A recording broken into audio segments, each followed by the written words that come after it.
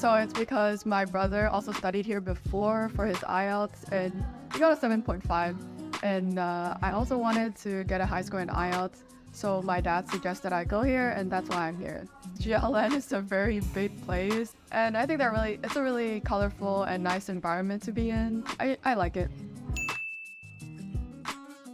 So I studied in a one-on-one session with Matthew, and he's like a really great teacher. He makes me feel really comfortable, and he taught me a lot of skills, and it's always a really fun time with him whenever I have these like 2-hour sessions with him. So he would give me like writing task homework, but I'd always procrastinate, so I'd do them like 2 seconds before I went into his class, and there'd always be a lot of mistakes. So he would always like rail me about it and tell me like, What are these dumb mistakes? Why are your mistakes not organized? Why are your ideas not organized? And then we'd go over it together, and sometimes I'd like already note the mistakes and I'd highlight the paragraphs I think were completely wrong. And he would always be like, if you knew they were wrong, then why didn't you change it? So it's just funny and fun times with him, basically.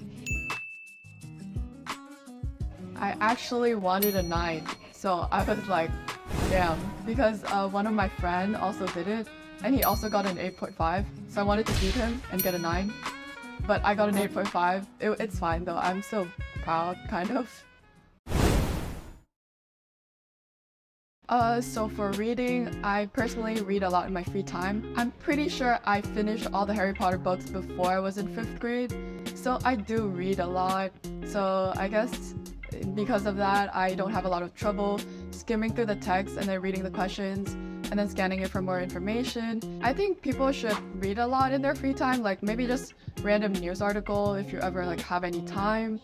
And when you're in the test room, then you should probably like skim it first so you know like which paragraph is talking about which stuffs. And then when you read the question, you know what information is in what paragraph.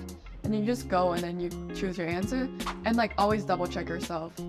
So for listening, I guess I talk a lot with my friends in English. So I already listen and I'm used to listening to stuffs in English. And I also listen to podcasts and listen to music. Yeah, Taylor Swift and true crime podcasts, they're really nice. So I guess they made me really comfortable with listening in English already. It's just that sometimes like the questions will go over stuff really fast. So you should like read the question that is next always before it comes because they're already in order. And then you're good. Just focus when you do the listening test, I guess. So always get enough sleep before you go to the tests. For me, I always speak a lot in English with my friends already, so I'm super comfortable with it. The important thing is to focus and not get out of subject. He would practice with me and explain exactly what the parts are about so I'm prepared and I know to not speak a lot. For example, in part 1, when he first asked me about it, sometimes I'd like give a super short answer and sometimes I'd speak too much, so he'd tell me to always like just keep it at 3 to 4 sentences, and I did, and I think I did fine. And I just try to be the most comfortable with the examiner. I guess for speaking, you shouldn't like try to use like very advanced vocabulary that you learn specifically for speaking. You should just be comfortable with speaking English, and I think you'll be able to do well. So I always had the most trouble with writing, so when I went to GLN, my main goal was to improve on my writing, and my teacher really did help to like tell me what to do for each part, how to organize my ideas efficiently, and like describe the graph. But I was really thrown off in the real test because there was a bar graph sorted by age group and percentage. I really had a lot of trouble. It was like about the people in the UK who ate the recommended amount of fruits and vegetables per day in 2005 or something like that. It was an awful subject and I had a really hard time.